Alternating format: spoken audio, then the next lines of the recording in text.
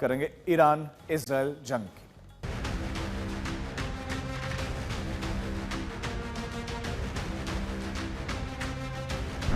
एक जंग जो शुरू हुई थी ईरान पर इजराइल के हमले के साथ,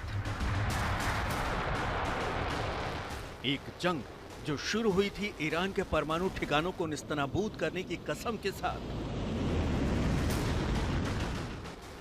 तब 13 जून को उस जंग के दो सबसे बड़े चेहरे थे, नेतन्याहू और खामेनेई। इस जंग के पीछे बहाना था न्यूक्लियर हथियारों का और बदला था 7 अक्टूबर 2023 को हमास की ओर से इजराइल में किए नरसंहार का। इजराइल ईरान की जंग में दूसरे ही दिन ट्रंप की एंट्री हो चुकी थी। जंग के 3 चेहरे Netanyahu, Khamenei, Trump.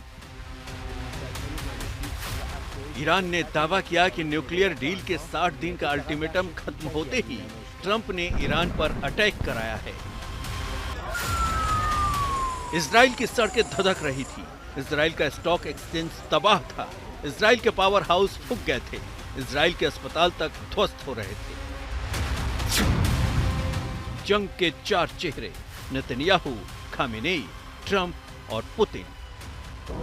Israel Iran की जंग के 4 दिन गुजरते गुजरते रूस ने युद्ध बंद कराने के प्रस्ताव के साथ एंट्री ले ली थी। जंग के 5 चेहरे Netanyahu, Khamenei, Trump, Putin, Jinping. रूस के ऑफर पर भले ही ट्रंप बेफर गए हों, पुतिन को ट्रंप ने अपनी जंग संभालने का ताना भी दे दिया, लेकिन अब तक ट्रंप पर दबाव बढ़ चुका था। 5वें चेहरे की एंट्री हो चुकी थी, वो चीन की थी, और फिर शायद चीन के इशारे पर उत्तर कोरिया से हुई ताबड़तोड़ 10 मिसाइल लॉन्चिंग। ईरान को अकेला समझने की भूल करने वाले ट्रंप को अंदाजा लग चुका था कि ये जंग नहीं आसान, और ईरान के एटम बम की आशंका को खत्म करने की फैंटेसी में शुरू कराया गया ट्रंप का ईरान प्लान होने लगा टाएं टाएं फिस। ट्रंप टाएं टाएं फिस। तो ईरान की तबाह करने का ट्रंप का मंसूबा फिलहाल ठंडा पड़ गया, और इसके कारण क्या है? आखिर ट्रंप क्यों डर गए?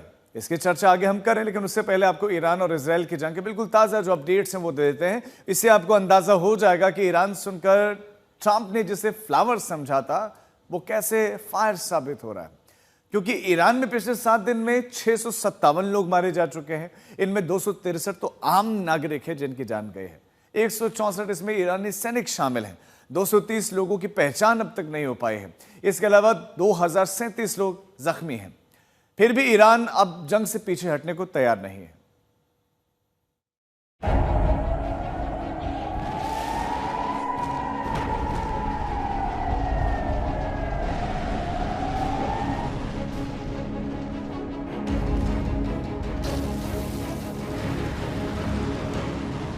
धमाके ही धमाके, धुआं ही धुआं,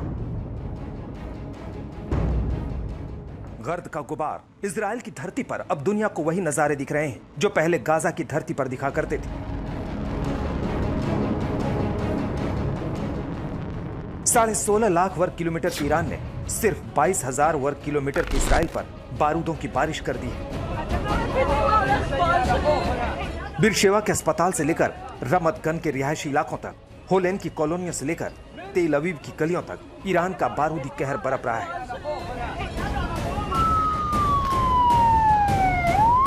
ईरानी न्यूज एजेंसी वाना के दावे के मुताबिक ईरान की इस्लामिक रिवॉल्यूशनरी गार्ड कोर ने भयंकर मिसाइल हमले किए हैं।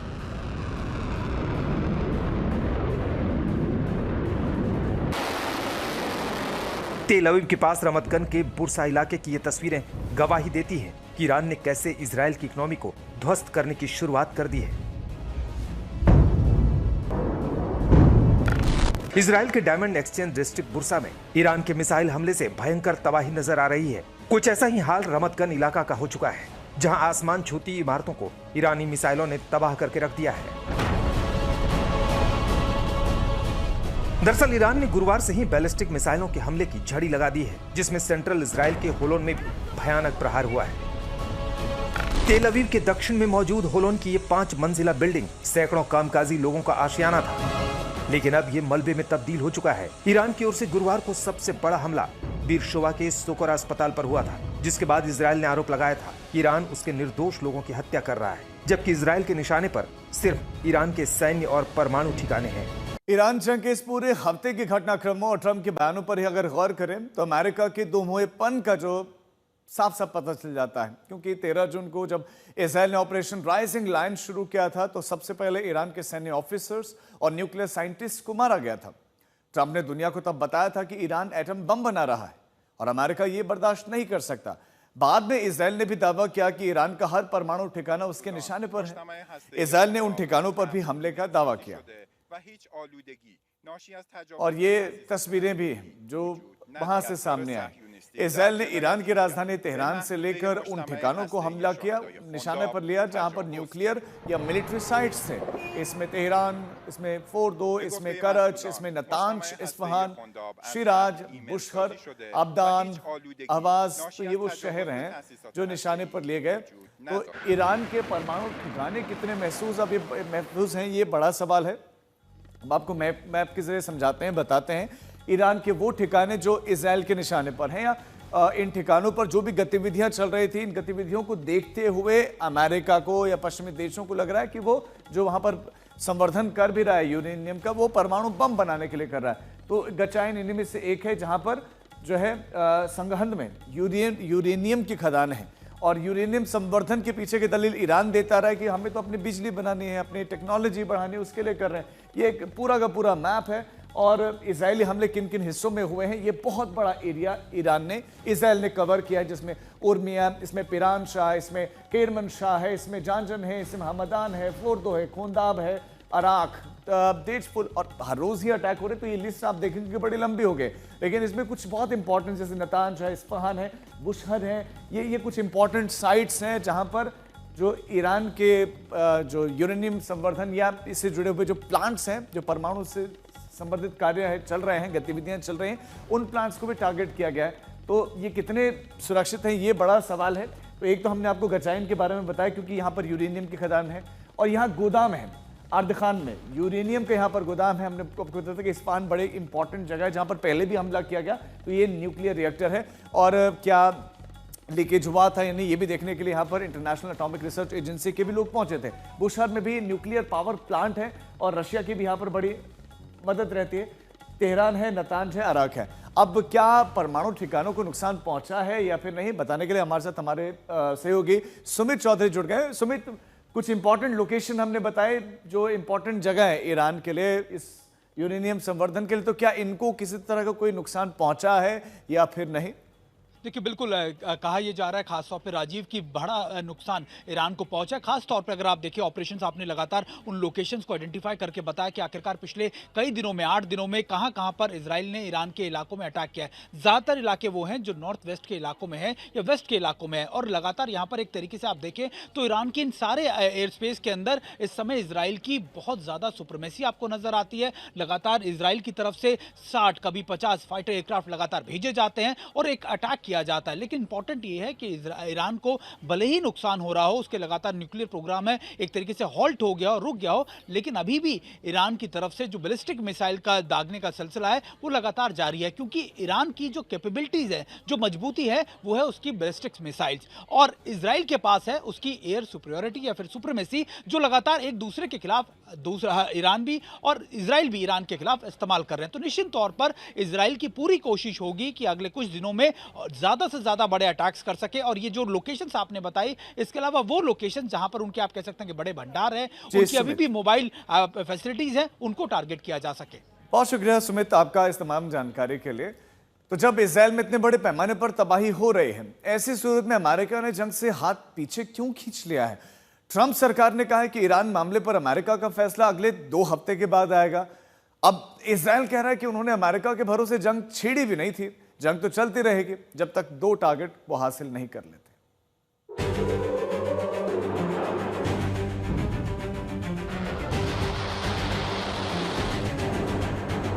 13 मई से ईरान पर हमला कर रही इजराइल ने रट लगा रखी है कि इजरायली सेना सिर्फ ईरान के न्यूक्लियर ठिकानों और सैन्य ठिकानों पर हमला कर रही है और तब ईरान ने हमले का जवाब हमले से दिया, लेकिन ठिकाने नहीं चुने। अंधाधुंध बारूद बरसा दिए,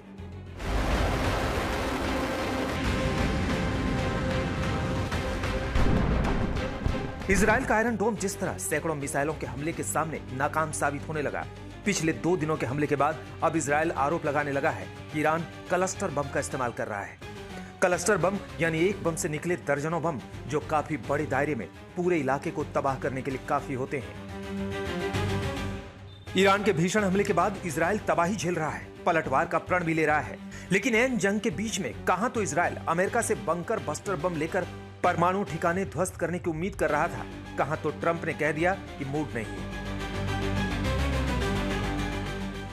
हफ्ते भर से ईरान को न्यूक्लियर डील के लिए धमकाते चले आ रहे ट्रंप का मूड चंद पलों में ऐसा बदल गया कि जंग को लेकर अमीर की नीति में इतने बड़े बदलाव की खबर दुनिया को बताने मीडिया के सामने तक नहीं आ सके। खैर, नेतन्याहू ने कहा कि ट्रंप आए या ना आए, जंग जारी रहेगी।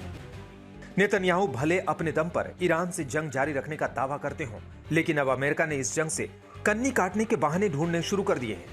एक दिन पहले जंग फैलने के डर से ट्रंप ने युद्ध से दूरी बनाने का फैसला किया और अब अमीर की मीडिया में खबर फैलाई जा रही है कि अमीर की खुफिया विभाग को ईरान के बम बनाने की आशंका कम नजर आ रही है। ट्रंप हुकूमत बहाने दे रही है कि ईरान ने अभी तक बम बनाए तो नहीं है, लेकिन अगर खामनेई को मारा जाता है तो ईरान बम बना सकता है। ईरान पर और हमला नहीं करने और जंग से दूर रहने की अमेरिका की बहानेबाजी को लेकर ईरान का रुख सख्त है। वो फिलहाल सीज फायर के मूड में नहीं है।